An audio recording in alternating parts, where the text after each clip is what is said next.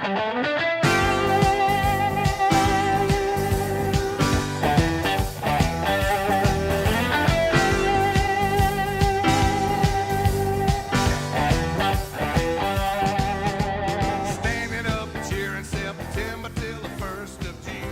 everybody, and welcome to Row 60, a Georgia football podcast. My name is Clark Gaines. Joining me today, as always, Adam Thornton. Let's go. And this is show number 44. Boom, 44, Clark. The most important one to date, man. SEC Championship, Clark. Hey, I want everybody just to realize how sacred of a show this is going to be because of how sacred of a game that Georgia's going to be playing in Saturday. Clark, I think people in our generation don't realize the importance of winning a Southeastern Conference title. Something here in the Southeast that we dream of growing up, Clark, because me and you, we grew up in the area that the SEC Championship has been a part of our whole lives, man. And, hey, they were hard to come by, even appearance in them starting off when we were younger growing up, and now it's coming about an annual thing, man. And we need to experience the excitement of it, of just getting fired up this week. Hey, an extra time to watch the Georgia Bulldogs play. There's going to be 12 other teams in this conference. You know what they're going to be doing Saturday, Clark? Watching the Dogs. They're going to be watching the Dogs, man. They're going to be watching the Dogs and the Tigers play on their couch, sipping on some hot cocoa or something, man, and getting ready for Christmas, talking about God knows what. That's what those fans are going to be doing. They're not going to be in Atlanta. You're going to be in Atlanta, or you're going to be in front of your TV with the ones you love most, cheering on the Dogs for another Southeastern Conference title, Clark. One we hadn't done since 2017, and something I want to have see done here more frequently is win SEC titles, man. Because, I mean, you could argue it's harder to win an SEC championship, or just as hard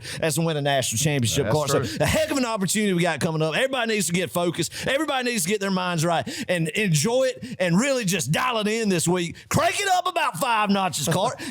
Get fired. Hey, and you know what? I got to say one more thing, Clark. I got to say one more thing. Can I say it? Yes, go for it. Hey, and this might hurt some feelings, man. This might hurt some feelings, but, a lot of people have been talking about this World Cup soccer deal, man, and I'm all for it. I'm all for it, Clark. Now, trust me, I'm all for getting behind the United States of America, man, in any type of competition, and I'm all for people enjoying what they love, man, but this is football season, man. It is conference championship weekend. Let's talk about football, man, and I know the World Cup only comes around once every 4 years, man, but let's focus on the Dogs, baby. Yeah. And look, I'm sorry.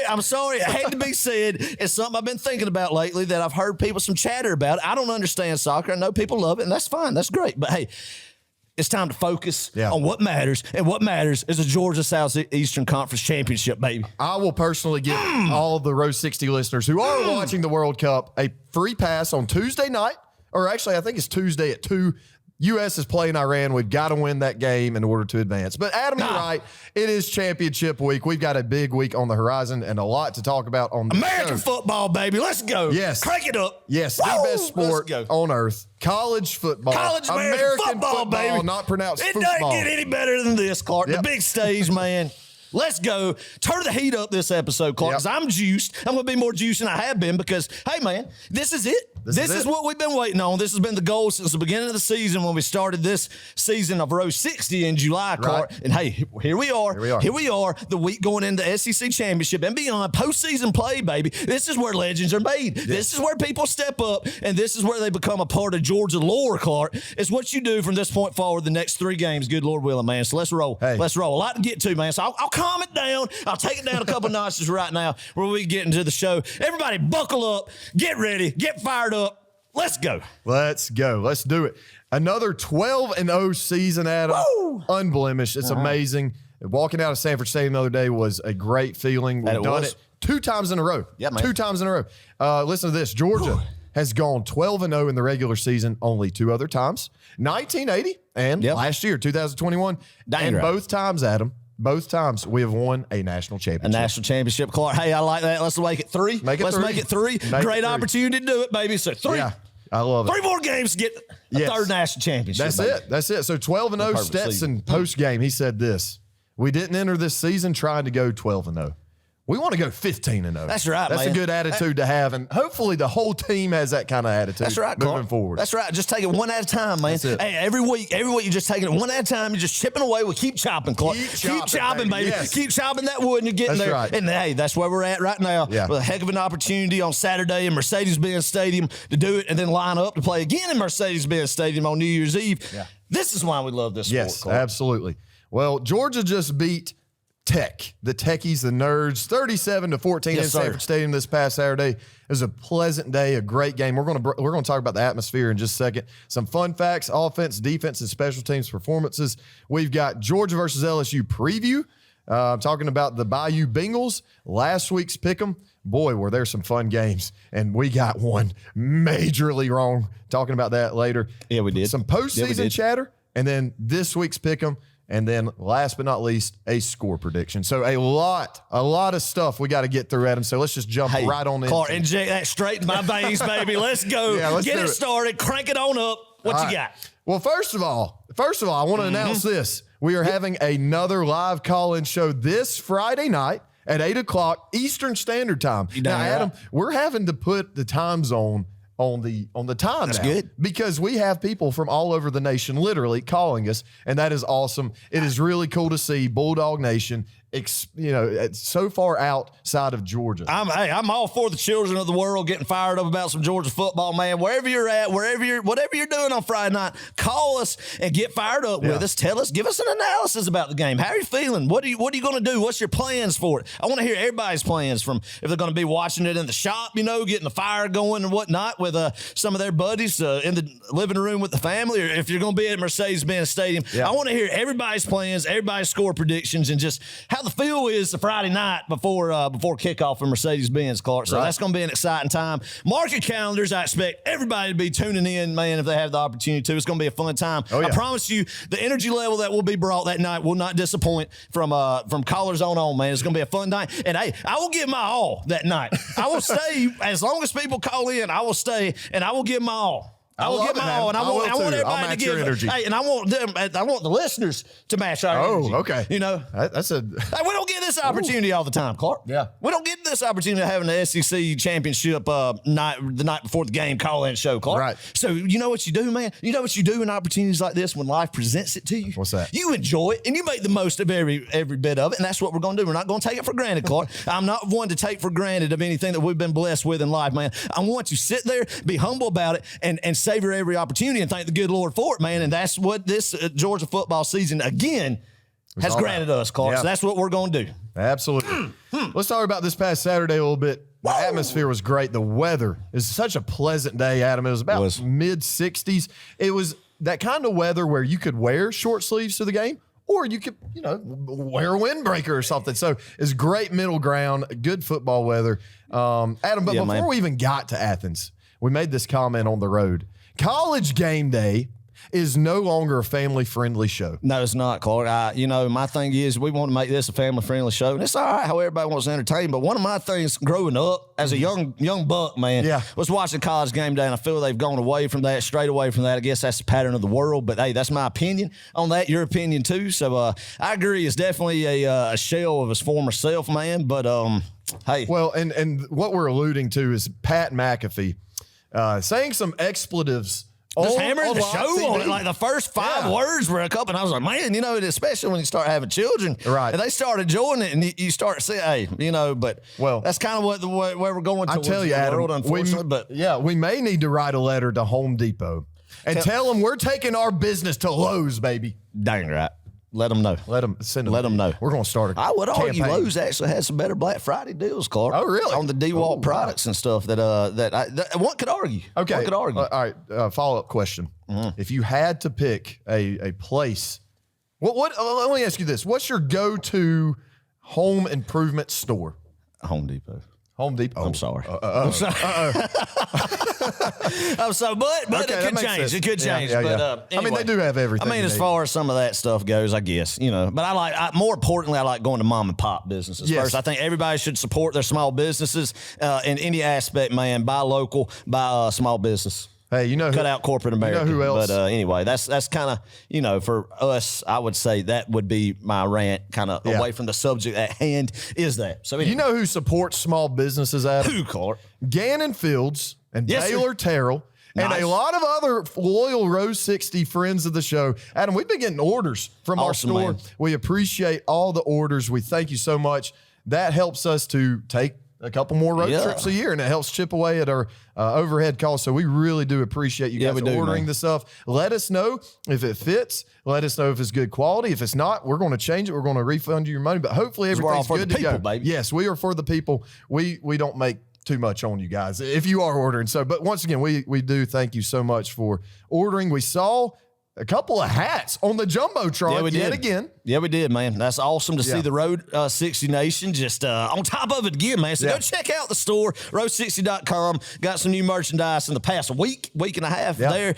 Great stocking stuffers, you know, everything like that. Go get it, man. Get fired up for the playoff run and everything. And check out our friends at Peach State Pride, too. Everything you need, whatnot, just go do it. Go check it out. Support us, support the state of Georgia, man, and get fired up for all this. Absolutely. It's going to be a good time. Good time, baby. Let's talk some ball, Clark. Let's get to what do we got? Am I getting a little premature? Oh, do you? My bad. Clark's got the notes here. Well, you know, I'm ready to dive into it, but Clark has a good template here to go by of how the show should be orchestrated. Well, all right, what's the next topic at hand? We forgot to mention old TJ Witten, Jake Tinch, and Joe Adams. They stopped by, shook our hands, and met us on Row 60. We appreciate y'all's support. Also, we've got a couple. We got several concession stands reports, Adam. Yes. So here we go. All right, give it to us. I want your take, too, because I know you got some stuff. But I'm going to read some of our friends of the show. They've sent in some concession stands report. First of all, Miss Jessica Harrell. She sits on row 58. 58. Two the Harrell family. Some of our favorites right there. Love the Harrell family.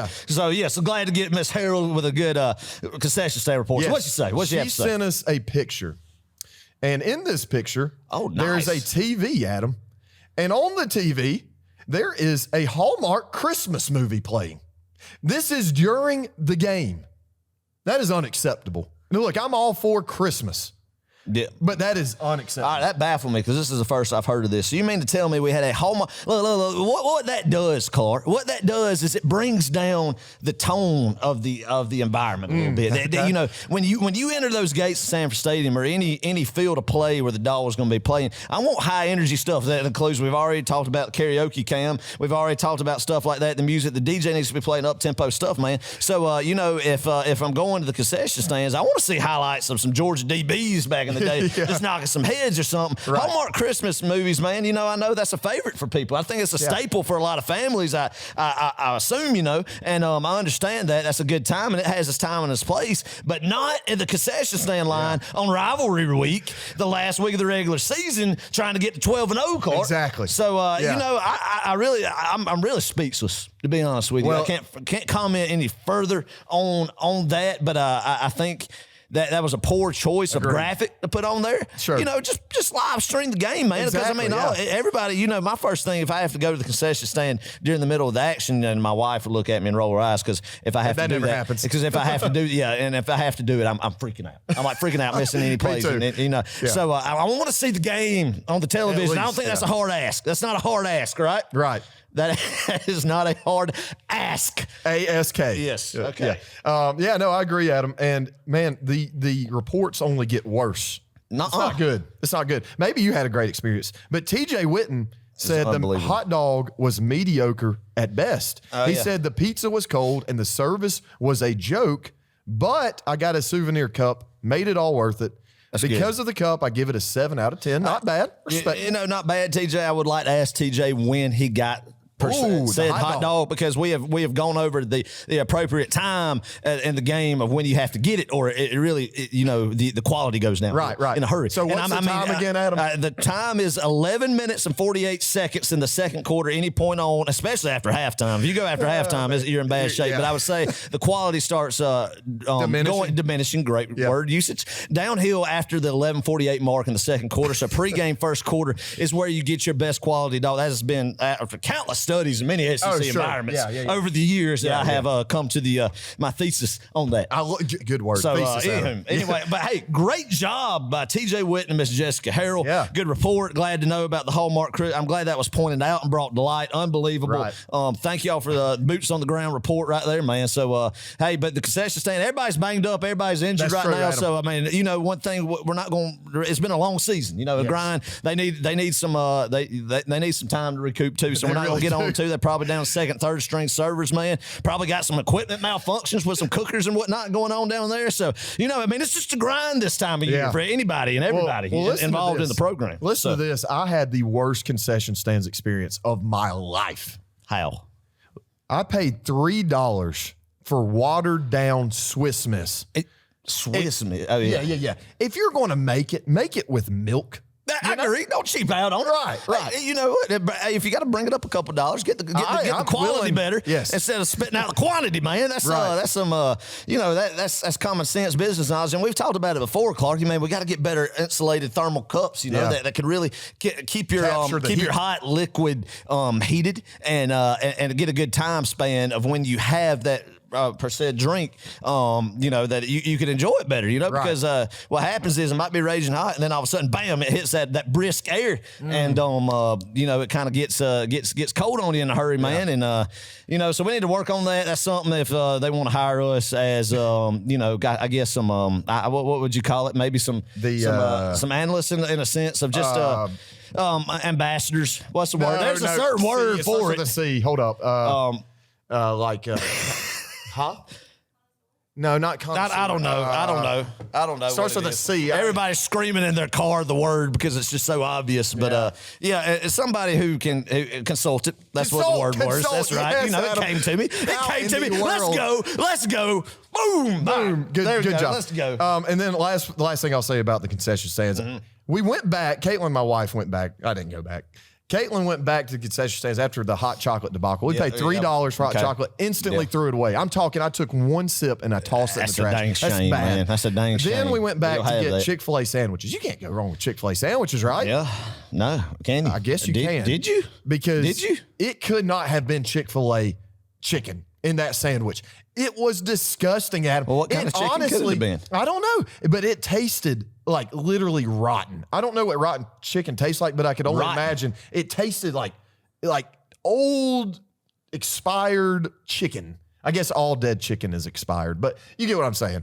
It just tasted like it just wasn't good. It just wasn't a good product. I understand. Bad. Okay. All right. We have got to finish stronger next year, Adam. It seems like this time last year they didn't have the hot chocolate inventory ready to go for the last home game of the season. We have got to finish strong. Well, it was tough. You're on the road 2 weeks, so you're getting a little low, and you got to finish strong. You got one more game, man. So everybody's kind of banged up, but they had some time to rejuvenate and get better there for that 2-week road trip that we had after the Tennessee game. Tennessee game was big performance there, man. You just got to finish, man. You can't sleepwalk into that last game, especially on a holiday weekend. But hey, I have full confidence that this staff will regroup and be ready to go for the national championship celebration in January and for G-Day, man, and hit the ground running next year for a big home September slate. Yeah, that we will get to in later episodes after business is handled. Yes. Well, that concludes.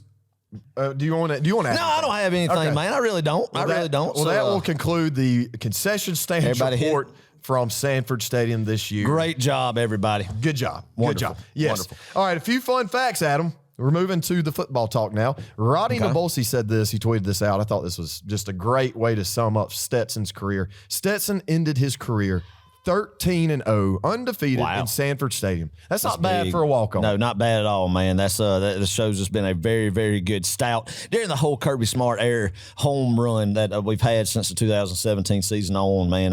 With just one blemish. Right. That was 2019 Carolina. Yeah. That's all I can think of right now at home. Yeah, at Sanford Stadium. But for Stetson, obviously since he took over the reins, that's a great run, man. And that's awesome to see. Awesome to see what kind of milestones and records he is setting in unbelievable fashion in his time as a starting quarterback at the University of Georgia. Yeah. Also, Roddy tweeted this out. He said Kirby is now gone undefeated at home for 5 different seasons. Wow. So I guess that would have been what? 17, 18, 20. Oh, no, sorry, not 17, 18, 20, and 21, right? Yeah. And this year. 4. And this year 5, yeah. 5, yeah. That's right. Man, that's right. That's crazy. That's great.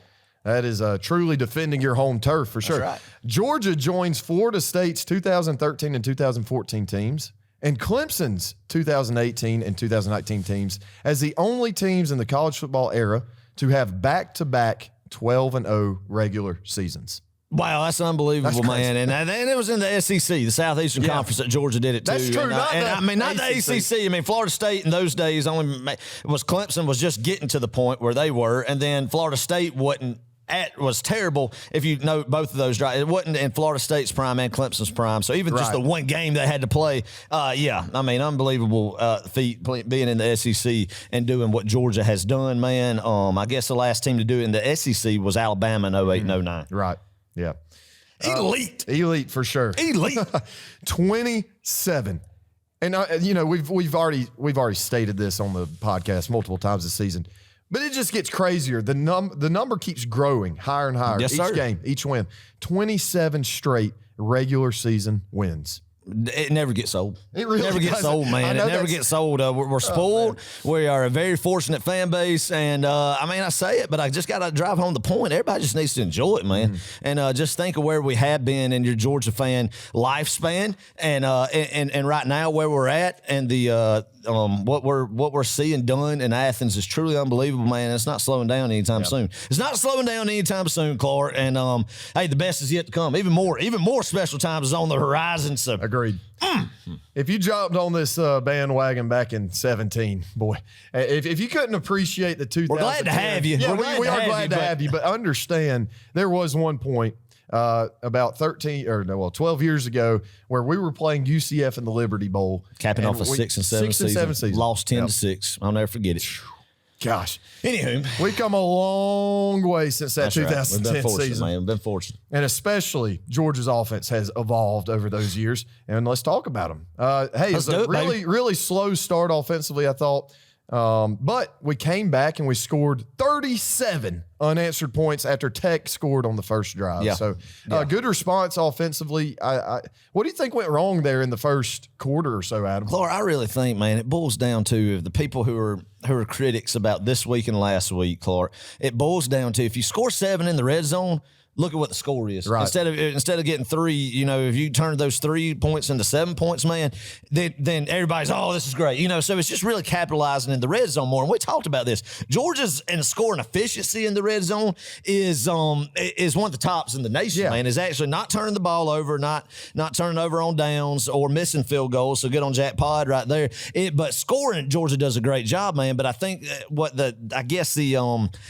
the thing that's been disappointing this season, there's been a common trend at times that when we feel like we should be getting 7, especially inside the 5-yard line, we're settling for 3. But, Clark, I think that's something, man, that, it's just happened the past 2 weeks and we've seen. And I expect it fully to be a different story in the next 3 games. I completely agree. I really do. And there's times that we're thinking, man, you should be able to line up in a jumbo formation with Jalen Carter at fullback and run up the A gap and just move a guy a yard and get that, especially on these situations where we've been at the 1-yard line. There was another time where we did have to call the little play action pass where Brock Bowers snuck in the end zone right there and just about did. But you want to be able just to feel like when you're inside right at the goal line that you could just man up, put a hat on a hat, man, and bully somebody and get that yard. But we've had some times where it hadn't worked out. But we'll see going forward, man. We'll see going forward because I feel like the offensive line is doing a fine job. Right.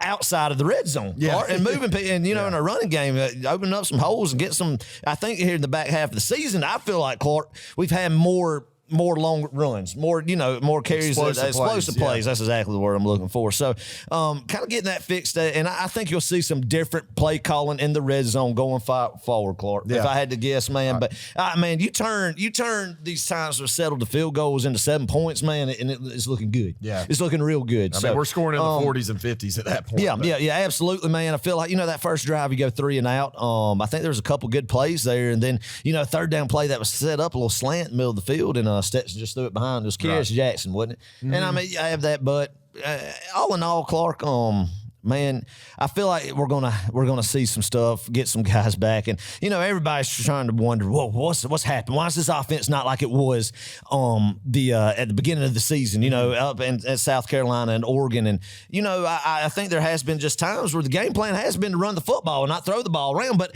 the thing about this Georgia offense, Clark, of course, the defense is leading. Jack Goss pointed this out, and when he thought about it, said this is exactly right. When we were talking with him, a guy sits in row 59 with us. Georgia can play whatever game they want to play. If Tennessee wanted to air the ball out and start throwing it some, hey, Georgia's going to beat them at their own game. Kentucky last week, physical. They want to pound the rock, man, and play bully ball. Right. Well, Georgia out bully balled them, man. Yes. And whatever the game goes, whichever way, Georgia can win. And not many college football teams can say that, Clark. Not many college football teams can they have, if they get thrown off at their style of play, how they want to play, especially on the offensive side of the football, if that's disrupted by a defensive game plan, they just go in a shell, man. But I think Georgia can do whatever the game, the swing of the game's going for, so wherever it's at. So, and I think we'll see some different stuff going into the playoffs. And too, Clark, man, I really think these guys are banged up, Clark. They're banged up. It's been a long, we've talked about that 4-game stretch to end the year, and then it's going to be good to get this SEC championship, get a win, and then get about 3 weeks of rest going into the playoffs. That'll be the best medicine for anything, I think. We need it for sure. And hey, maybe some guys are playing hurt. I don't know. I mean, we can absolutely they're playing hurt. They're 100% playing hurt. Yeah, 100%, man. But I mean, this is crunch time. We need a break. Everybody is. It is. We do need a break, and thankfully we will get that break after the SEC Championship this Saturday. So looking forward to that for the guys. And but yeah, I mean, Adam, one thing I don't love offensively, there are a lot of good things. There are a lot of good things about this Georgia offense still. And I know people are scratching their heads and they're questioning the play call and they're wondering why we're not moving it in the zone. I get that. Yeah. But one thing too, I don't really like. We're getting in too many third and long situations. Yeah, man. 3rd and 4, 3rd and 3, 3rd and 2, you can work with that. 3rd and manageable. Right. But when you get outside of that, when it's 3rd and 8, 3rd and 7, 3rd and 10, 3rd and 12, it gets harder to convert. It does, and man. Right now, we can afford to do that. We can afford to get away with that right now. But when it comes postseason, we can't. We've got to be able to convert. And Georgia has overall this year that we've been doing well on 3rd down. I'm just saying it's kind of been a trend the past few weeks.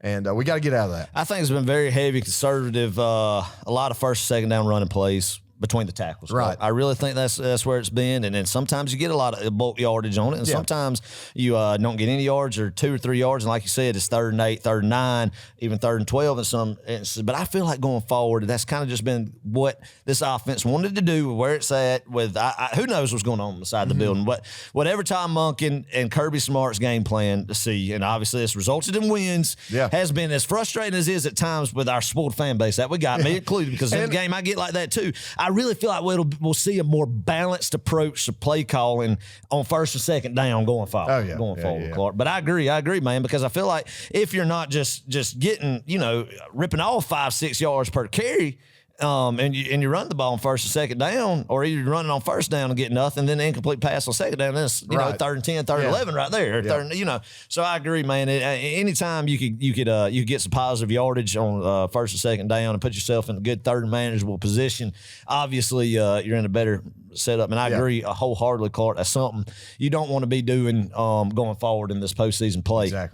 Exactly. Hey, we ran the ball very well. You mentioned that a little bit earlier. Had some big explosive plays. Yeah, man. Good to see Kendall Milton breaking off a 40-yard scamper to the end zone. That was awesome. I felt like all the running backs looked good, Clark. I felt like they looked good, man, and I feel like it's going to be one of these deals, too. Get past Saturday, man. You give them about 3 weeks of rest. What's going to happen after that? It's going to be exciting to see. And what other guys might be coming, certain receivers that has been a mystery since week 2. But, you never know, man. You never know with Kirby and on the injury front. That's something obviously not being plugged inside the program. We don't know, but it'll be fun to see. It'll be fun to see going forward the game planning from here on out as far as the play calling, what kind of tendencies they want to have going forward. If it's they want to play bully ball, and a lot of teams they could do it. Obviously, Clark, is that you break their will in the second half. Right.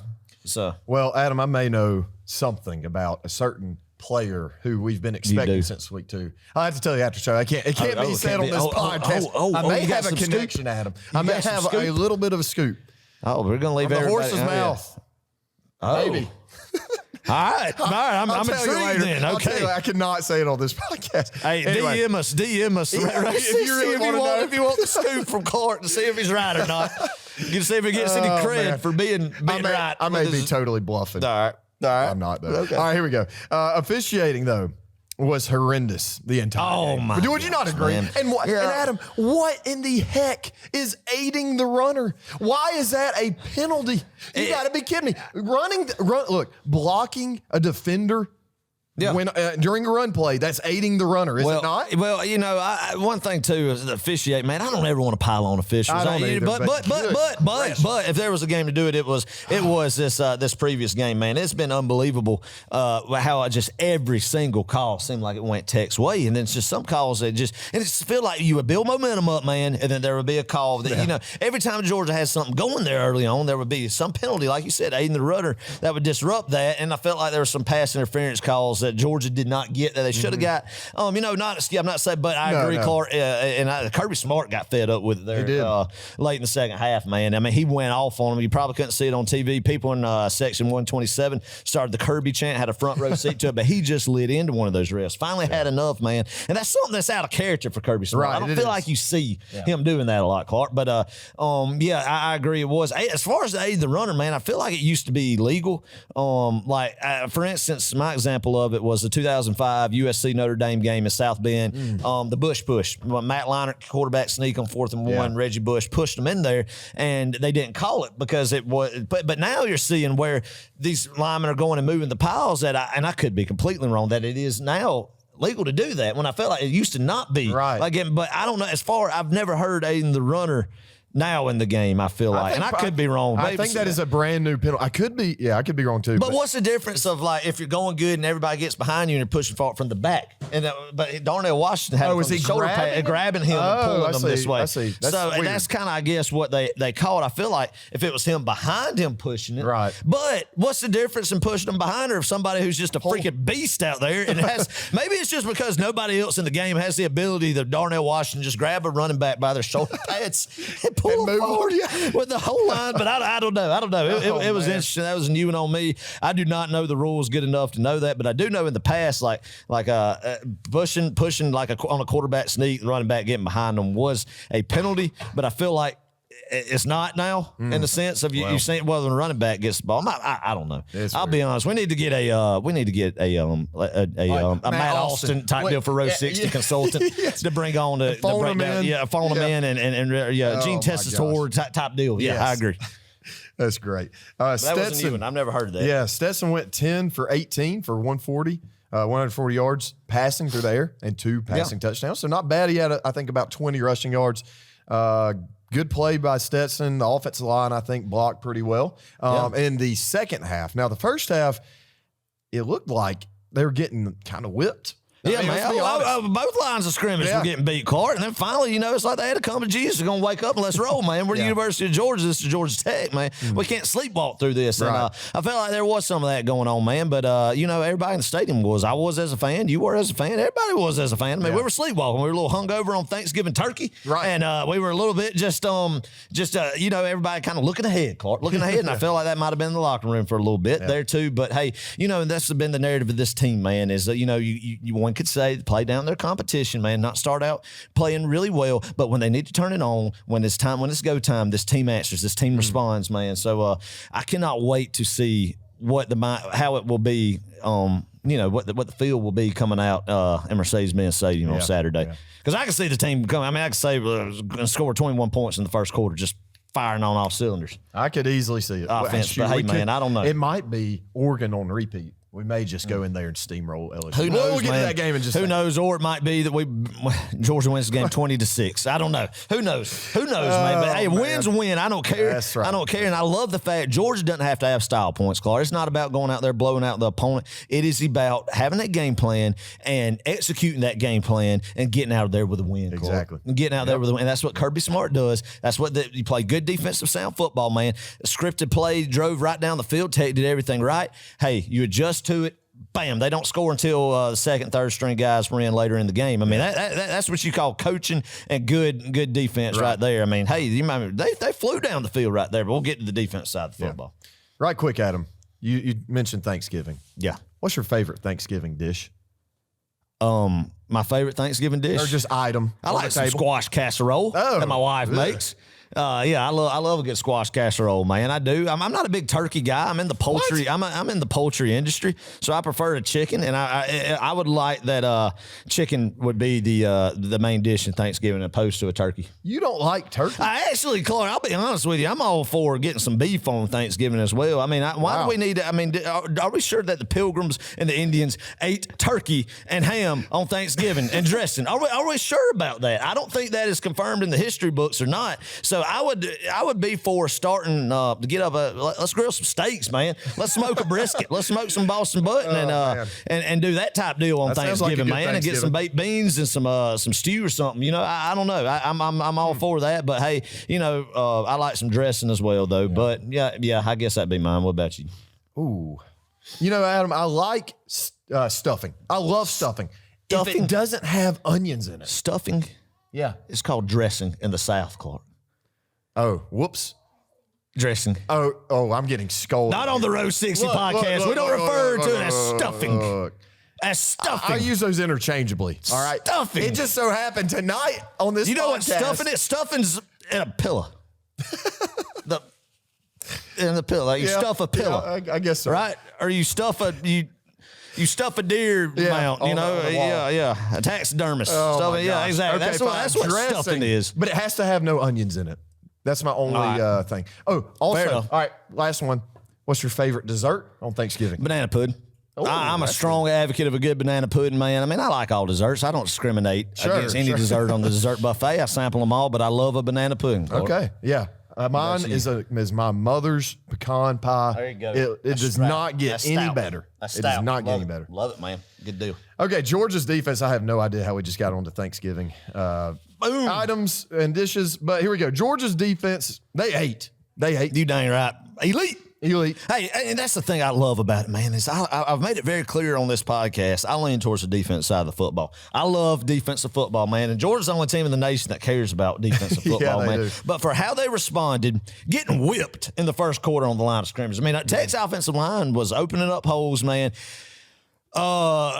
Our cornerbacks were not playing physical whatsoever. Little screen out passes, short passes in the perimeter. They couldn't get off blocks. And Tech's wide receivers were out physical and are pretty big size DBs out there, man. And getting some good one-on-one matchups on that fourth down, that little fly route, that speedy slot guy they had, that McCollum that got Javon Buller at star, got behind him there. And I mean, it looked like they got down the field with ease. But hey, after that, man, they showed up. Mm-hmm. They showed up and made some adjustments, man, and started winning the line of scrimmage. And things started going right. Things started going right, and that's what you got to do, man, is when you get hit in the mouth like that, open up, you go to the drawing board, you make adjustments, and you wake up, and Georgia's Gate Saturday, and you play the standard that your coach play with and that you were brought to the University of Georgia to play with as a defense football player. One thing I was thinking about, Clark, man, it's like, man, you look at them cornerbacks out there. I think, long gone are the days of, Prince Miller and Vance Cuff being out. God bless them, man. Good, thank for what they did to the University of Georgia, but the undersized cornerback, man, the guys that, and you're going to see it even more in the postseason, especially in the playoffs when you're facing some of these higher octane offenses, is you got good cornerbacks that can match up against these receivers that we saw in the Tennessee game, man. And, I felt like there was a couple times that, 05, he might not have had the best showing at times, but when he needs to step up and needs to answer, he makes a play, man. Yeah. And I felt like at first they were getting beat in the line of scrimmage. We didn't do a good job. I felt like it kind of showed early on how much we missed number 4 setting that edge, man. Georgia Tech was able to break containment a lot there and get around the edge right there, and it's pivotal, and people don't realize that because sometimes it's not a glamorous part of the play, obviously. Right. But being able to set that edge and not being able to let that running back get off tackle just in a hurry is big, man, and being disruptive. And I think that's something, if you're looking for a negative right now, if we're going to do that and not be all rainbows and butterflies, that's something I would like to see, is who's going to step up at that outside linebacker position and be a guy who going forward, when we might need him against a strong running game, or heck, a quarterback like Jaden Daniels who could scamper, or the strong Michigan running game who can set that edge, Clark, because that's pivotal. That's a pivotal part of it. But all in all, man, after that first drive, it was lights out until they got a cheap score at the end there with the backups in. Mm-hmm. Corners and safeties, they are staying in phase. I know there's the corners especially caught some flack yesterday, especially number 5, Keeley. But and I love Keely. Don't get me wrong. no. And that, And you do. We do. We do. But we love all dogs. They stay in phase. Yes, we do. We sure do. ADD's catching it. Go. But they do stay in phase when covering the deep balls. But man, it's just so weird. We don't get our heads around and make plays. And I know that's just pure instincts. I know that takes a lot of talent. It's something I couldn't do. My gosh, I'd look like an idiot out there. Yeah. But, it just seems like there aren't as many pass breakups and interceptions this year, or really even last year. Don't get me wrong, very talented guys, and that's all instincts. And, speaking about Keely, very good cornerback. More than likely going to be a first-round draft pick still. Heck gave up a touchdown. That's the thing. That's what I wanted to address. Yeah, he has not given up a single touchdown this season. And the reason he gets quote-unquote exposed is because he's left on an island. Kirby trusts the kid to stay with receivers. He jams them. He's going to lose some battles. But, and that's the thing about it. Everybody points and they say, oh, Keely, look at Keely, because they're throwing to Keely. Look at him. But what about the times they don't throw Keely's way? Yeah, and he makes plays, man. Yeah. 2 big picks here in the last couple games. And one thing, but you're exactly right. That is a great point. I'm glad you said that, Clark, because that is such a huge just benefit is when you have a guy that you trust to leave him on the island and be able to cheat your safeties over to the strong side of the field when there's when there's a guy that's on the weak side by himself right there, and being able to do that and have number 5 and trusting him and not giving up a touchdown this year. That's amazing. It's unbelievable, man. So we're very blessed and fortunate to have him. Kamari Lassiter, I feel like it's a guy Clark just grows up each and every week, man. And we'll see going forward how they play, and we're going to have to have big games out of the secondary, of course, going forward. Everybody, of course, the whole collective unit. But I was very pleased with how they responded after that first quarter there, the first drive, first quarter, and also too, Clark, middle linebacker play with Smile Mondon and Jamon Dumas Johnson, 2 young guys who come on their own, had big shoes to fill, Clark, this year. Big shoes to fill, man. And how they've done has been great, and just need them to keep on progressing. Keep on progressing going forward, man.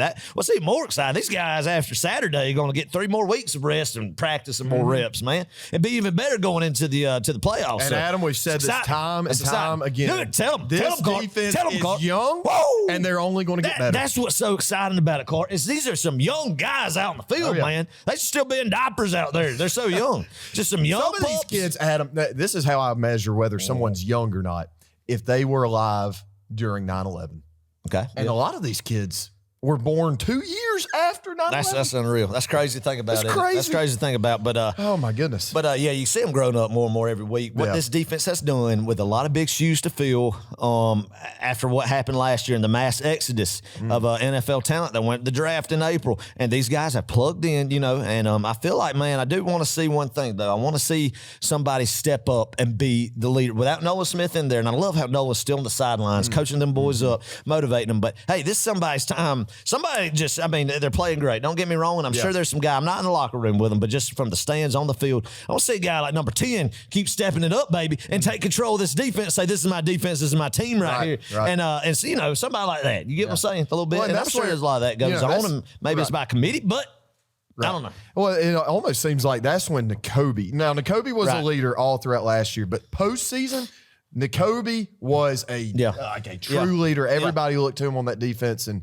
I think he was kind of the glue, maybe, more or less. So let's see who does it this year, man. Who's going to be that guy this year? Who's going to be that dog, baby? Oh, man. All right, Georgia special teams play versus Georgia Tech. I thought we did great. Ladd made a crazy good play on a punt. He downed it on the 1 yard line after leaping in the air. Beautiful. And batting the ball down. That was awesome. Great play. That was great, man. When you flip field position in football, especially when you pin them inside the 1 yard line on their goal line with a defense like the University of Georgia has, Clark, that is huge in a football game, man. So anytime you can do that, good on Brett Thorson, good hustle. I love some good special teams hustle, Clark. Me too. Getting down the field and making a play, that's what Ladd McConkey did. And that's what I love is Kirby Smart puts his players on the special teams, man. Yeah. You know, if you're nobody's too good to play special teams, is what I'm trying to say. You're going to put your playmakers out there because you realize it is an important aspect of the game, and championships and games are won with good, disciplined special teams play, Clark. Exactly. And that's case in point right there. Putting a guy like Lad McConkey just came off the field playing on the offensive side of the football, man, and running around. He gets down there, hustle play right there, and makes a play for you. Makes a play for you that I don't know if you have somebody, you know, just a walk-on there that we've seen in years past and regimes past. Not going to say, not going to name names, but that you know, that might not have made that play. So that's good to see, man, and something that you know, you never know, something like that can change games that has before, and definitely in the postseason coming up on the big stage of them all. Yeah, another thing that kind of changed the game was when when Tech's punter fumbled the ball. I love that. Yeah, There's nothing more satisfying than watching a football snap to the punter, get and fumbled, and gets creamed. And it's sheer just pandemonium and panic that instills in the punter's and everybody's body just language. screaming, ball, get the ball, get the ball, get the ball, get the ball, get the ball, boom! Yes, boom. And, let's go, let's go. Yep. Oh, it was great. That was that's my that's one of the my favorite things in football right there. It is a good adrenaline. Anytime there's a loose football, ball, especially when obviously your team's on the defense side of the football. Oh yeah, because on the offense you're just like, man, crap. but the defense, you're like, get on ball, get them ball, get them ball, get them ball, get them ball. I start speaking in tongues almost. It's just like you can't. I don't. It's just an exhilarating experience. Not that. Not anyway. I see what you mean. Just get my words jumbled up, man. That's all I'm trying to say. It's the But get excited. Just get a little bit, get excited. I didn't mean that in a sacrilegious type sense. I understood, Adam. Sorry for all the Pentecostal listeners there. I didn't mean that. Right. All right. Anyway. I know what you mean. Hey, we do still need to tighten up on kickoff. Yes. We've got to stay in the lanes. Stay in our lanes. Please. We can't afford any big returns this upcoming 3 games. Just don't need that. That's stuff you can control if you just stay your lane and do your job. Right. That's right. And I know that's getting addressed, and it's only happened a few times this season. But just nitpicking here. All right.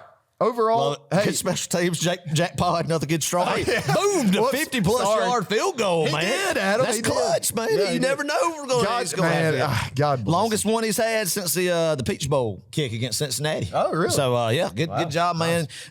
Really just reliable, and proud of him this season, man. Because you heard some speculation in the preseason that Jerry Zirkle, the guy who's came in, big guy, could take the reins, but Jack Pod, he kept the job and just he keeps doing it, man. Right, he has been absolute money this season. So knock on wood. Knock on wood. Don't jinx the boy. We don't need a row 60 curse going on. We don't need Jack to get the yips. No, don't even say it. Don't even say it. Anywho, man. That's going to. Hey, we're going to say if we play Lincoln Riley, we're going to say Lincoln Riley has the yips. Okay. All right, on the board. Get a jinx type deal? Yes. Okay. All right. That's fair. I don't know where that came from. Okay. Anyway, back to Georgia Tech just right quick. Man, they just hired Willie Fritz. They did hire. Is that confirmed? Yes, that's not recording right now. Yes. His 41-45 career record at Tulane. Went 2-10 last season, Clark. I mean, has a good run this year. Went 2-10 last season. Probably gonna have a little bit of I think he runs a little bit of a flex bone type triple option deal too. Boy. So I think they should have kept Brent Key, who's done phenomenal since he took over the team. Alumni guy like that, but hey man, whatever. I don't care. They're still just not going to be relevant. Still, honestly, we should think about taking them off the schedule. It's not even worth playing them anymore. That's a conversation for off season. Another day, man. Always good to beat Georgia Tech, Clark. Seniors. Undefeated against them. Add to a long list of Bulldogs who could say they have never lost to Georgia Tech when they wore the red and black, baby. Right. Always big, always a good Thanksgiving weekend to cap it off when you beat Tech. On the bigger fish to fry. And have fun studying for your biochemical engineering finals. That's right. Good luck. That's right. I truly mean that. Good luck. Yeah, that's right. Oh, man. All right. Georgia versus LSU, the big one. Here we go. The big one. The SEC Championship. Bling. This is the last time, Clark, that we will do the bums. Yep, that is sad, man, because of we need to make a t-shirt because of the almighty dollar, man. The almighty dollar. They're going to Big Ten country. CBS is, but anywho, all right. This is big, Clark. This is big. LSU, Adam, leads the series 18-13-1. We have not played LSU ton in the, the college and football. Kirby's 0-2 against them. Yes. Ooh. Oh, 0-2 against Ed Orgeron. But 2-0 against Brian Kelly. That's so, true. There you go. Cover right there. That's right. This will be the fourth time.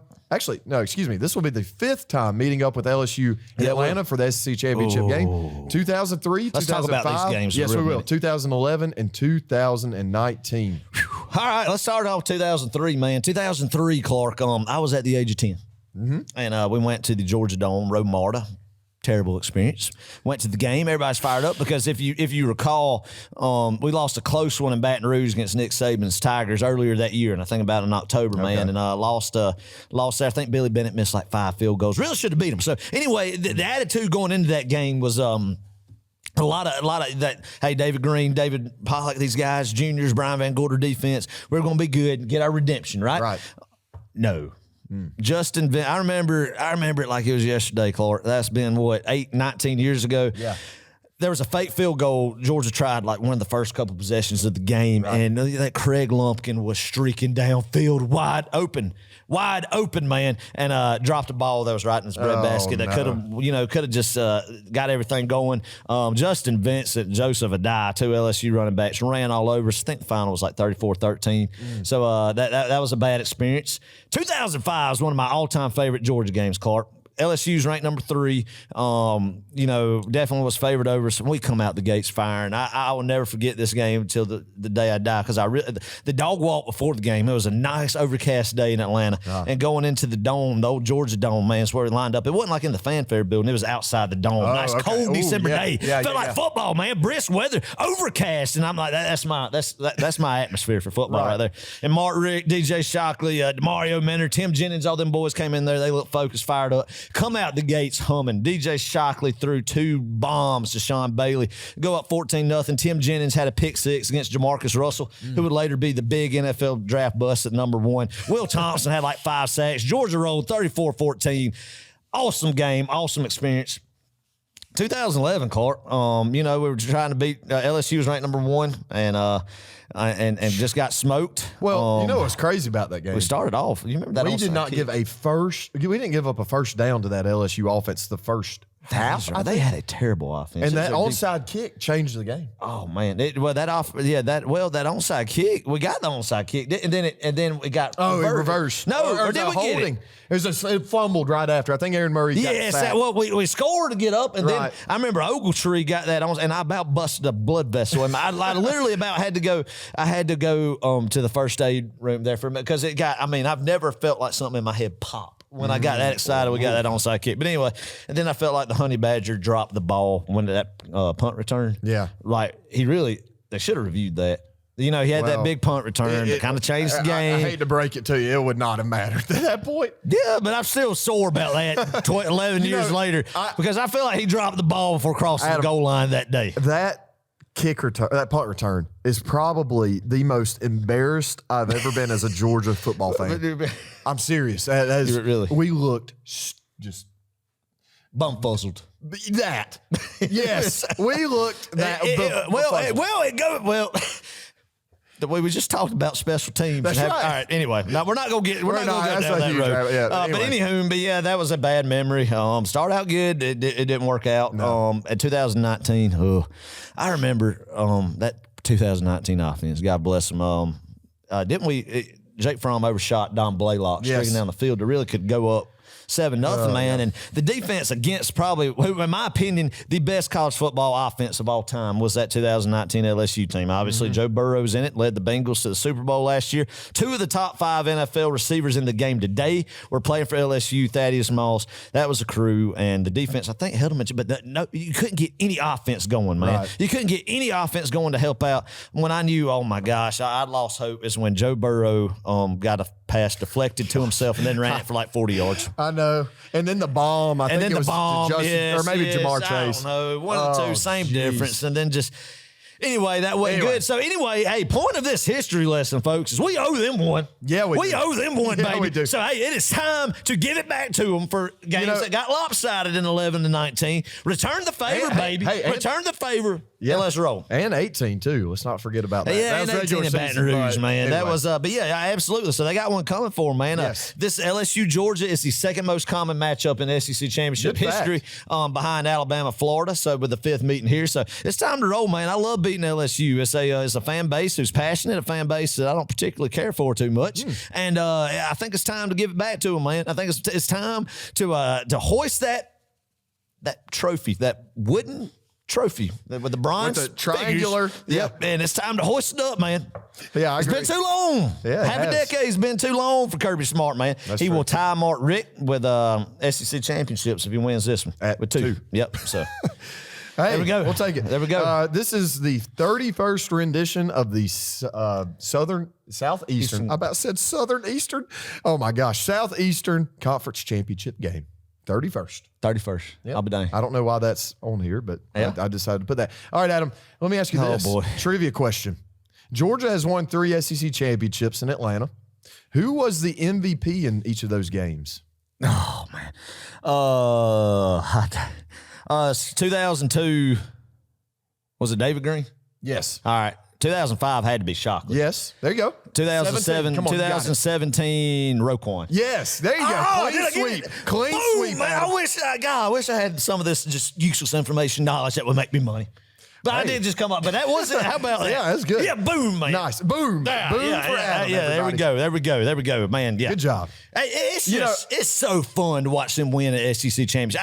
I know I've said it too many times, but I just get giddy talking about it, Clark, because the memories I have being in that dome when Georgia has done it outweighs all the heartbreak that we have seen in this game against opponents. Because just that thrill to see that confetti come down. I mean, obviously the national championships, right? I understand that, but it's still a big deal. Yeah. And I want our generation to know that, Clark, man. Yeah. It's growing up. It was a huge deal to win the SEC championship, and I don't want people to take it for granted and think, oh, whatever, just this. No, Clark, because in 2002, when Georgia won that thing for the first time in 20 years, there was crying. In 2005, winning unexpectedly, there was crying. In 2017, did you I cry? shed a tear. Dang right, I just did. one tear. I said it. I shed a tear, and I got fired up. It was beautiful, man. That moment in history, I will never forget, because it was the first time going to the playoffs, man. First time winning the SEC championship in 12 years at that time, and it's just special. And I don't want fans to get to the point where it's not special to them, where this game is not meaningful, because it is. Right. It is. And I think the reason why it's kind of lost its luster over the years is because of the playoff. And this is almost a quarterfinal, if you will, for the playoff. It's a play-in game for the winner. I mean, it's been that way historically since the college football playoff started. So, I mean, it's nice. It's like a mini national championship. You know? And like I said, in many years, it's tougher to win that game. And coaches will tell you that, to win that SEC championship than it is to win the college football playoff or the BCS national championship of past. Many times, man. Many times that has been the case. Yeah. Many times. I could rattle them off right now. 2012. 2009, 2008. I mean, those Alabama-Florida games when Tebow was still there. I mean, both of those wins, it was easier to beat. It was easier to beat Texas and Oklahoma when those two teams played them in the national championship than it was to beat the other two. Hey. 2012, they boat raced Alabama boat races Notre Dame, and then we had an instant classic that we want to forget in 2012 there. So, I mean, that's why the history and the nostalgia. There you go. Of this game should never be forgotten, Corey. There you go. I agree. I completely agree. Hey, Brian Kelly, though, you know, we make fun of him. He can't say the word family in a Southern accent. Family. He smells like a corn dog. I could only imagine he does. But he has done a great job this year. He really has. I mean, this team is they've overperformed. They've exceeded expectations. I would have never, ever in a million years thought they would be playing us in Atlanta this year, preseason. Yep. I mean, it's amazing. Granted, they did just lose to Texas A&M. Yeah, that was an inexcusable loss. Awful loss. I mean, that knocked them out of the playoffs. I thought they'd go 8-4 this year, Clark. I really did. But they went 9-3, and that was good enough to win the West. That's unbelievable. That is crazy. I mean, that is unbelievable. But hey, that's how the chips fell, and it's good on him, man. Winning the SEC West titles, first year in Baton Rouge. A lot of talent. LSU always have talent. I mean, the last 3 coaches that's coached there, you could think of them much you will. Their coaching ability, they've won national championships because of LSU, and they couldn't do it anywhere else besides Saban, obviously. But I mean, Les Miles and Ed Orgeron couldn't win a national championship anywhere else. So I mean, what Kelly's done, he's been a good X's O's guy, man. But that loss College Station against a deflated Texas A&M team was pitiful. It was inexcusable, really. Inexcusable, and it kind of talk about it. Loses a little bit of the luster here. Yes, but hey, very true, very true. LSU's a 3-loss team. There have been 9 3-loss teams in the SEC championship game, and those teams are a combined 1-8. Yeah. So wow. I think we have pretty good chances to win this game, even aside from that. But, we do have to look out for guys like Jaden Daniels. He is their quarterback. Good playmaker, good distributor of the football, and, he can hurt you with his legs. So we'll have to contain and really collapse the pocket. And I think we have the ability to do that defensively. That's right, man. I have to put a spy on him, and you got plenty of athletes out there to do that. Jaden Daniels, guys, I don't think he's going to really just pick you apart with his arm. But like you said, Clark, if you allow him to demoralize you when you have like 3rd and long situations, he can scamper and get a quick 12, 15 yards, something like that. What's going to be important with Jaden Daniels is I feel like what he does so well, or what his forte is, so to speak, is he's reading defenses pre-snaps and knows what he's going to do with the football, whether in a zone coverage or a man coverage. So I think what you'll see, Kirby Smart, Glenn Schumann, Will Muschamp and company, I think you could hopefully get to the point where you can disguise a lot of stuff and and disguise some coverages and he kind of get confused on what he's reading, because I think he does a lot of, and every quarterback, of course, obviously tries to, but as far as what he's going to do with his legs or not is seeing what alignment they're in, and you get him frustrated and disguise some blitz pressures and just packages and stuff, man. I think they're going to do pretty good, man. But it all starts too with containing the run game. John Emery and Noah Kane, 2 guys that Georgia recruited, man, when they were coming out of high school, talented backs. You limit the running game between the running back and the quarterback, I think you're going to be in good shape, man. And I think that's something that teams have done this year too. And obviously Georgia, I think, is more talented the teams has done it, and there's film on how to do it. And obviously this staff knows how to do it anyway. So I think there's no doubt the game plan will be there and in place, and it's just about going out there and executing it, man. And I feel very confident in that. Got to stop or really contain guys like B.J. Ujulari, who is Aziz's little brother, man. Yeah. Didn't we recruit him too? I don't know. I think we could have really got him. I don't think we really thought he was going to be. I could be wrong on that. I think we whiffed, obviously. Oh, that's not good.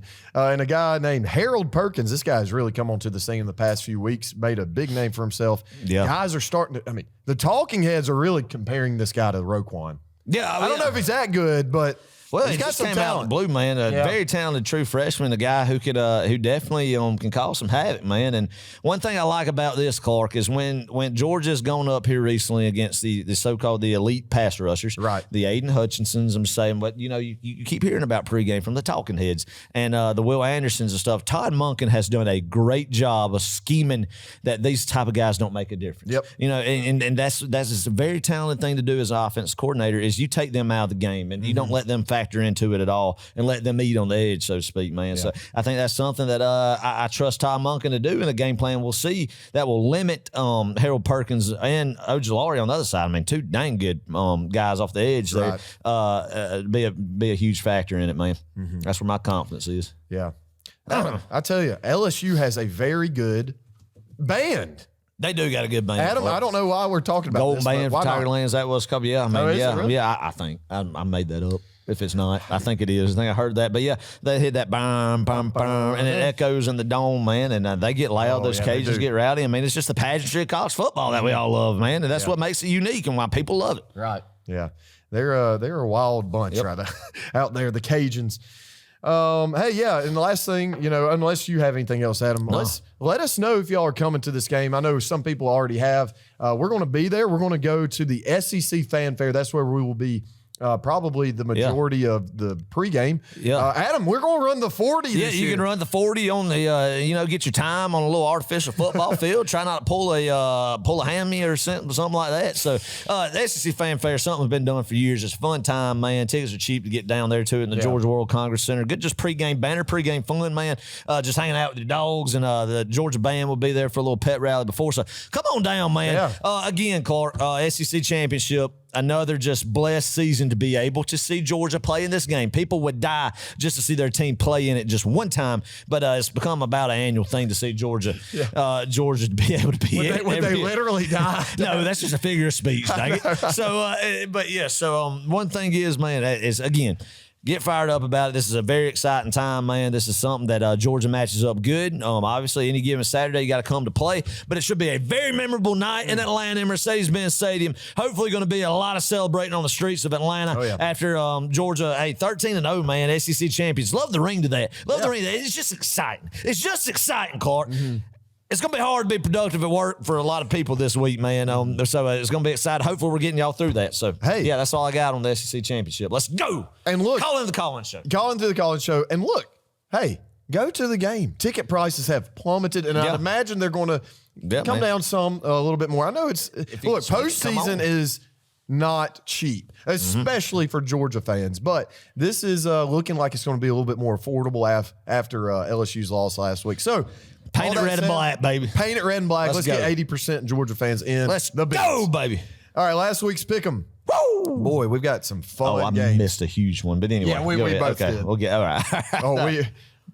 Good games. Good games. All right, first of all, Mississippi State at Ole Miss, 24-22. Mississippi State wins in a wild game. Get on the Pirate, man. And I miss also a call saying that Lane Kiffin would go to Auburn after this. That is not happening.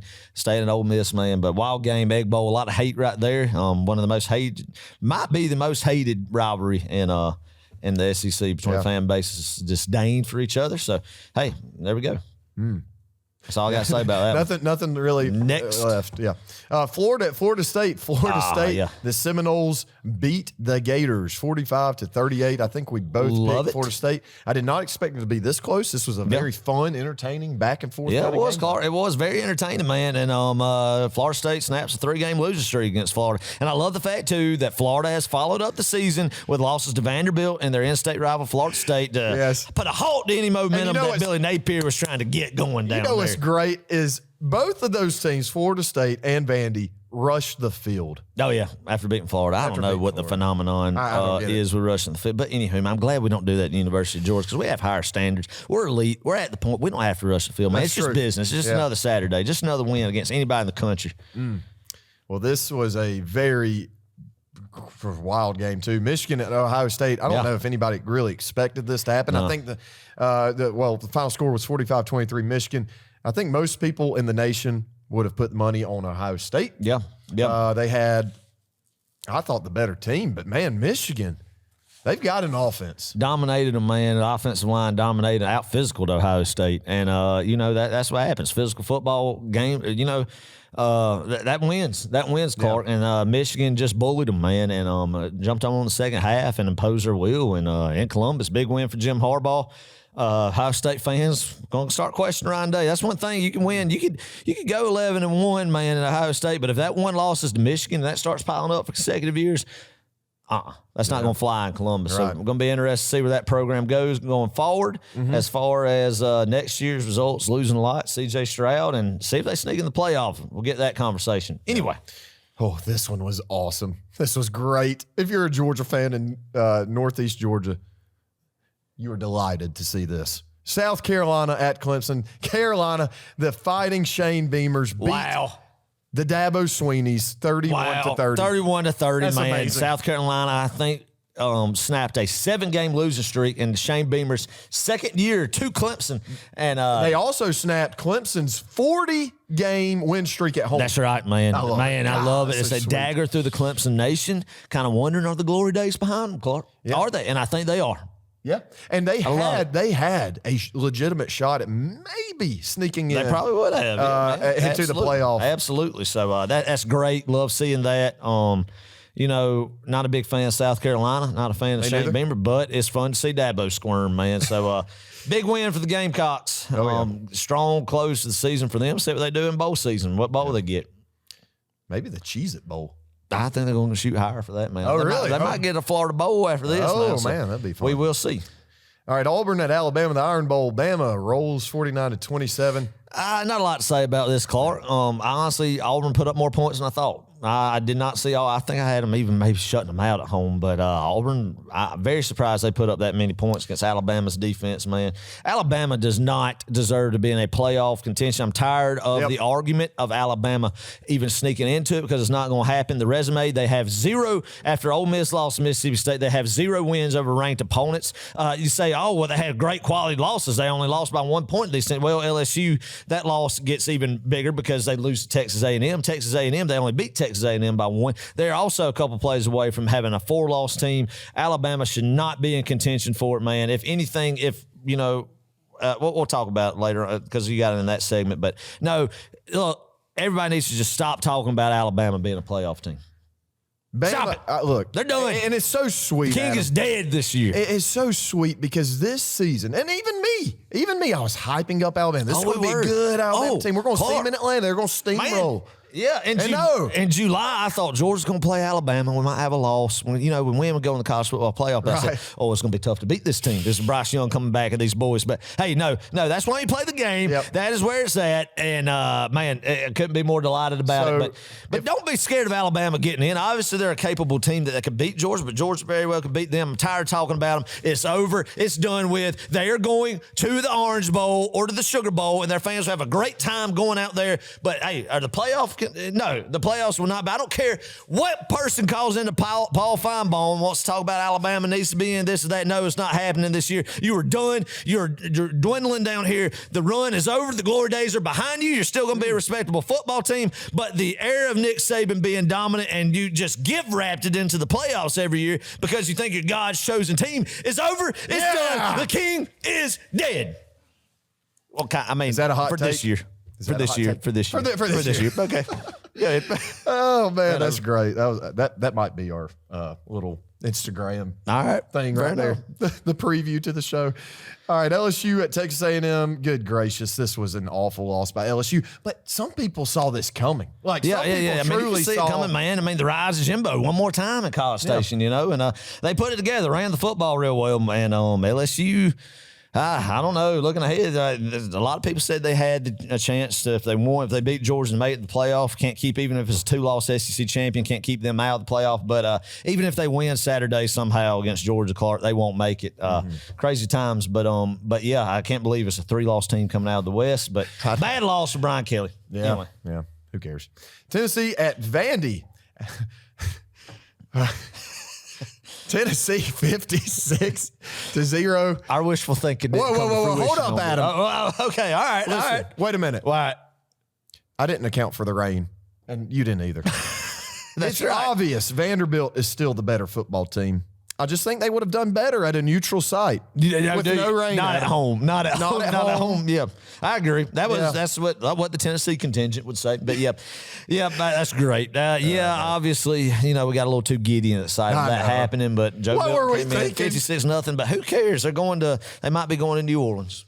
Sugar Bowl. First time going to Sugar Bowl in a long time. And that's cute. I'm really proud of that. I remember Georgia was like that 19 years ago. Yeah. It's a big deal when we made it to the Sugar Bowl in 2002 and the 03 Sugar Bowl against Florida State. And, maybe in 19 more years, Tennessee could be thinking about a playoff. Yeah.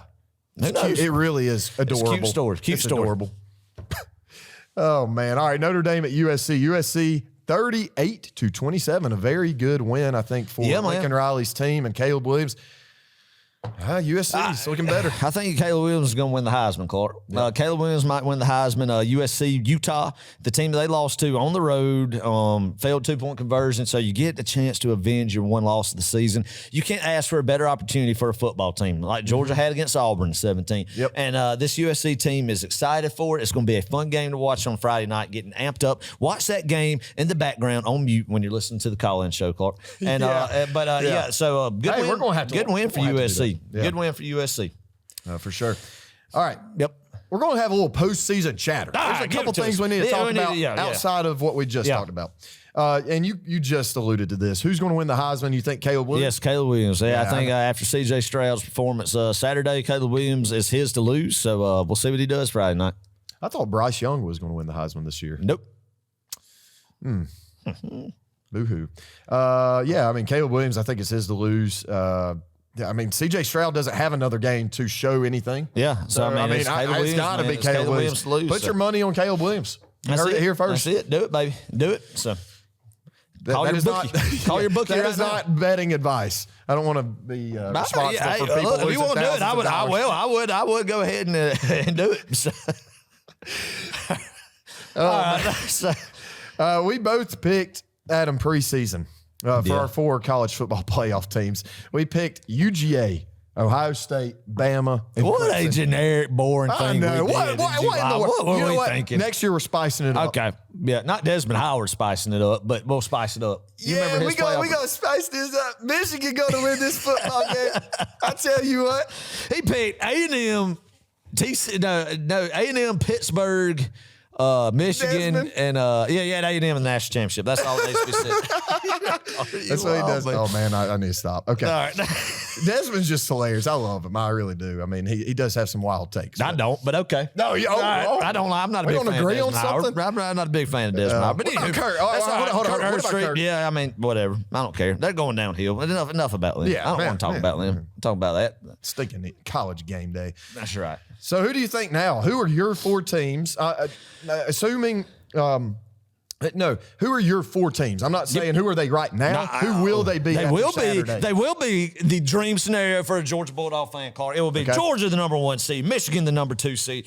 Playing them in Phoenix, Arizona, in the Fiesta Bowl will be the TCU Horned Frogs. So Michigan, TCU, 2 and 3 seed in Glendale, Arizona, and then it's bum. It is the Trojans of Southern California as the 4 seed in Atlanta against the Dawgs. Heisman Trophy winner Caleb Williams against this Georgia Bulldog defense. There is not a better opportunity in the world. We're having the cart before the horse because we got to get through LSU first to get excited about this. But hey, you're going to be some good matchups. That's what I think it's going to be. That's what I was hoping it would be. But I really do think TCU might be tough. They might, and let's just say, I think USC will beat Utah. I feel more confident about that than TCU beating Kansas State again. And it will be interesting to see if the committee punishes them for losing to a team they beat in the regular season in the conference championship. But let's just say one of them lose and there's another team that sneaks in. I think they will put Ohio State in, and one loss Ohio State in, fall in the number 4 spot. Yeah, you cannot punish. I don't think you can punish TCU. You're not going to.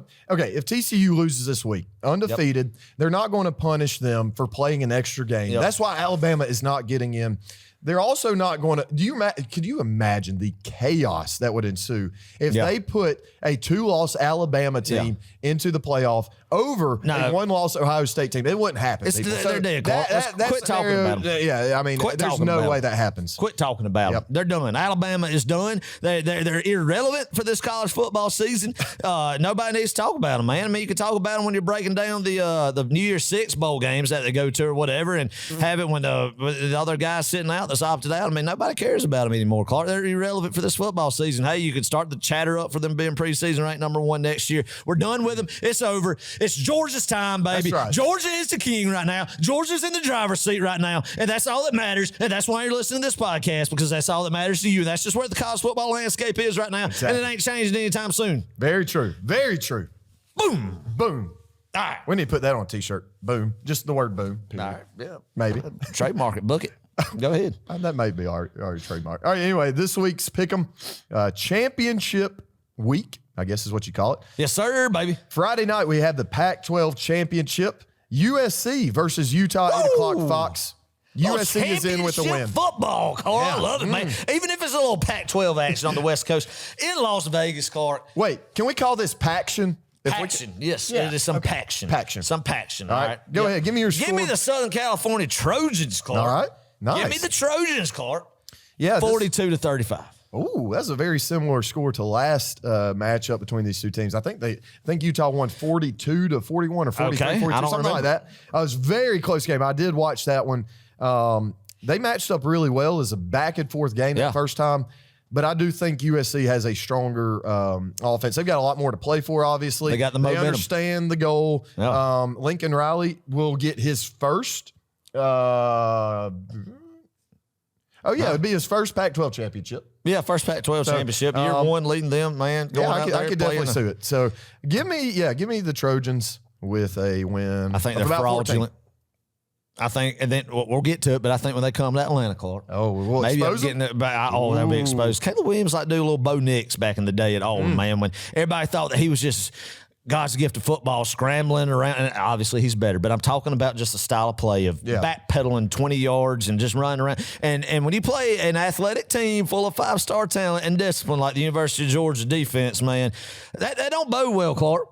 That don't bode well. But in the past, some athletic quarterbacks has been the kryptonite to some. But I don't know, man. Look, I think he's the closest thing we'll ever see to Baker Mayfield. I don't know. We will see. I think that we will do, and their defense is not good. We will move the football on them, but hey, we'll see. That's a matchup, and we can analyze it later. But it's fun to talk about right now too. All right, here we go. Saturday, Big 12 Championship. TCU versus Kansas State, 12 o'clock, ABC. Adam, a good thing, too, right quick, about these games, Pac-12 Championship and Big 12. We'll know a lot about who's in, who's not in after these two games. So, who First do you like? Two games kicking it off, man. I want TCU to win, Clark. I am going to pick TCU, but it would not surprise me if Kansas State wins just because this game, Kansas State controlled a majority of the football game in the regular season game, and then TCU came back and won. But TCU looked real good against Iowa State last week, Clark. Maybe they know where they have got the disrespect that they have gotten. Always everybody thinking they're going to drop one here, drop one there, and they finished the deal, man. And it'll be an unbelievable story from year one coach Sonny Dykes going 13-0, winning the Big 12. But Kansas State's got a strong team, Clark. It's going to be very tough out, but I'm just going to go with TCU. Yeah, I'm going to stick with TCU, but, man, Kansas State is one of those teams that makes it tough to win. And it's going to be a close game, I'd imagine. Shoot, it could come down to a last possession kind of thing, but we'll see. We'll see. TCU is battle-tested. They've been through a lot of adversity this season.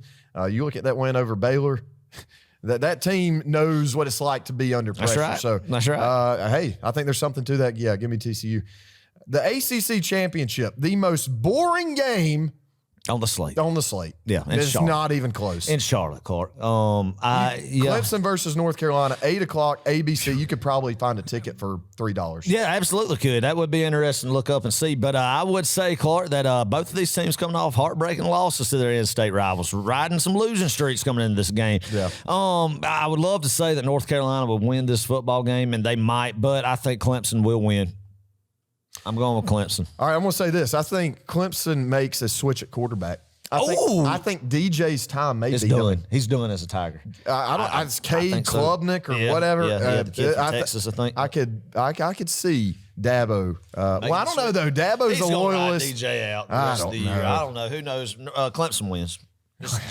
I'm not even going to pick this game. That's how little I care. It doesn't matter. That's your choice, brother. Big Ten Championship. Purdue versus Michigan, 8 o'clock, Fox. How did Purdue get here? I don't know, man. What? The Big Ten West is just wild. It is the Wild West because one week you think, Brett Bielema's Illinois Fighting Illini's going to get in there. Then you think Iowa's going to backdoor again, even though they cannot move the ball forward in Kurt Francis' son's offense. Think, they're just going to get back in. Purdue and Jeff Brom, man, done a good job with that program, Clark. I think the faithful up in Purdue are happy with the guy in West Lafayette, Indiana. And I think what's going to happen is it's going to look like the last year's Big 12 championship game. Michigan will run away with it. Yeah, I'm with you. I think this is very, And we will see. Michigan should win pretty. And then we will all tune into ESPN on Sunday afternoon and find out where the cards may fall. So that's exciting. Let's do it, baby. It's that time of year. Yes, sir. All right, Georgia versus LSU, 4 o'clock. Had to do it one last time, Carlos. Yes. That was it. That was the last one. That was the last one that's going to happen on this show. Of the season. Oh, man. Oh, yeah, it ain't going to happen next year. I'm going to give you my score prediction. You give me yours. Right, if you punch this LSU team in the mouth over and over, they are going to fold. We're best team in the country, Adam. It's not even close. And, I still believe we will repeat. I think you said it at the beginning of the season. I know I said it. It's in writing. We are going to repeat this football season. Baby. Georgia is the only team in the country who can beat Georgia. That's right, baby. That's right. Give me the Dogs 41-10. Boom! Boom! I love it, Clark. Man, again, SEC Championship, it does not get better than this. The good Lord has blessed us with another year watching the Dawgs in Mercedes-Benz Stadium in December. Yep. Get around your loved ones, man. Make some good plans for this, whether you're going or not. Get excited about this football game. Get some red and black. Go out there and get you a new Georgia shirt, or, heck, save up for some SEC Championship game, apparel championship apparel, man. It's going to be exciting. It's going to be fun, Clark. It is very prestigious to win this. Georgia has only won the Southeastern Conference 3 times in the last 39 years, Clark. So, you know, this is something that we need to do. We need to add more of these trophies to the trophy case, man. Kirby Smart needs a second one. It's been 5 years since we have got over the hump in Atlanta. The past few years hadn't got it done in Atlanta, man, but this is one that we need to win. Something that's going to be exciting. Something to get a lot of momentum going forward. Win this game, Clark. Get rested up and get ready for the playoffs. Go ahead, Clark. This game is going to be rabid. Georgia's going to come out firing. The fans are going to be elite. That dome is going to be rocking. There's going to be more Dawg fans there than LSU fans. It's going to be rowdy. It's going to be loud from the beginning. Get loud in your homes. Get loud in wherever you're going to watch this game. I don't want to hear you. I don't want to hear you on Sunday. You should not have a voice come Sunday morning because you're going to be so loud and bought into this football game, Clark, and dialed in, baby. Georgia's going to win this football game. Repeat of 2005. 34-14, baby. They're going to get one. They're going to get 7 points in garbage time, man. They will impose their will. Georgia will in the second half, man.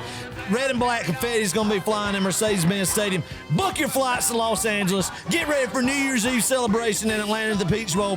We're living in the best of times. It is the glory days of Georgia football, and we're here for another postseason run. Georgia is the king. Remember that. Your favorite football team is the pinnacle of college football, and they ain't coming down off that mountaintop anytime soon. It is time to let the big dog eat, baby. Join us at the call-in show Friday night. Go Dawgs! Go Dawgs!